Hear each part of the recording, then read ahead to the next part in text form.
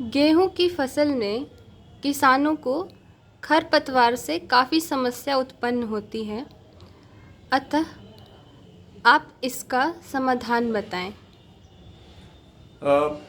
आपने जो कहा कि गेहूं की फसल में खरपतवार से समस्या होती है, बिल्कुल ये सही बात है।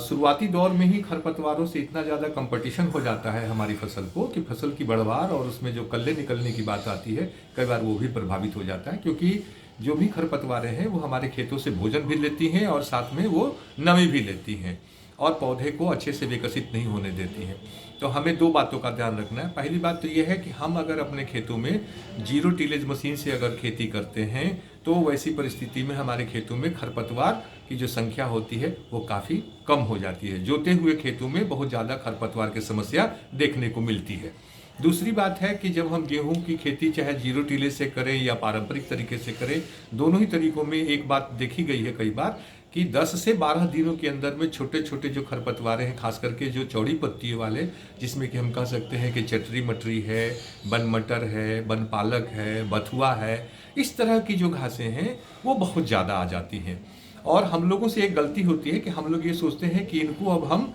पहले पानी के बाद जो है इनकी खरपतवार का नियंत्रण अगर हम करेंगे तो हमको एक साथ सक्रिय चौड़ी दोनों का नियंत्रण हो जाएगा। लेकिन होता क्या है कि तब तक ये काफ़ी मजबूत हो जाती हैं और उसके बाद जब हम नियंत्रण करते हैं तो उनका जो पत्ता जो है वो झड़ जाता है, डंठल रहता है और फिर से उसमें नए पत्ते आ जाते हैं। तो ध्यान देने की बात यह है कि जैसे ही हमें 10 दिन, 12 दिन, 14 दिनों के अंदर में इस तरह के पत्ते वाले खरपतवार दिखाई दें तो उसी समय में हमारे पास 2-3 दवाएं हैं जिनका इस्तेमाल कर सकते हैं, जैसे 2,4-D अमोनियम साल्ट। तो 2,4-D सोडियम साल्ट जो है, इसका इस्तेमाल अगर हम करते हैं तो 400 ग्राम प्रति एकड़ इसका हम छिड़काव कर देंगे तो हमारी फसल में ये खरपतवारें समाप्त हो जाएंगी। इसके अलावा दूसरी जो दवा आती है उसको हम कहते हैं 2,4-D इथाइल ईस्टर। इसका अगर आधा लीटर कम से कम हम 1 एकड़ में छिड़काव करें तो इससे भी हमारे खरपतवार का नियंत्रण हो जाता है।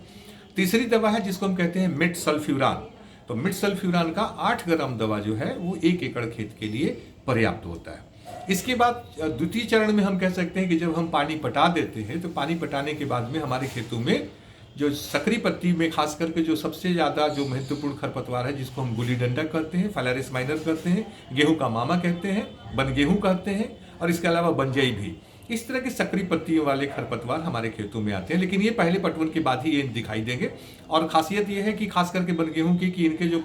तने होते हैं वो हल्के गुलाबी रंग के होते हैं, तो आसानी से जो अनुभवी किसान है वो देख करके तुरंत पकड़ लेते हैं कि हमारे खेतों में बन गेहूं आ गया। तो हम लोग कहते हैं कि पहला पानी देने के बाद 25 से 30 दिनों के अंदर जब आपके चलने पर आपका पैर जमीन में न धंसे और बन गेहूं कम से कम 2 पत्ता का हो चुका है और तीसरा पत्ता आपका निकल रहा है, वैसी अवस्था में अगर आप अपने खेतों में सल्फोसल्फ्यूरान नामक दवा का इस्तेमाल करते हैं और इसकी मात्रा होती है 13.3 ग्राम, तो इससे छिड़काव करने से आपके खेतों में बहुत अच्छा सा इसका खरपतवार का नियंत्रण हो जाता है। अगर चौड़ी और सकरी दोनों पत्तियां हैं तो फिर मिड सल्फ्यूरान सल्फोसल्फ्यूरान का मिश्रण आता है, इसका हम इस्तेमाल करेंगे तो इससे भी हमारे खरपतवार का नियंत्रण हो जाएगा। एक बात इसमें मैं सिर्फ कहना चाहूँगा और विशेष रूप से कि जो दवा होती है वो 2 हिस्सों में होती है। एक छोटे से डब्बे में मूल दवा रहती है और आधा लीटर उसके साथ जो है वो चिपकाने के लिए एक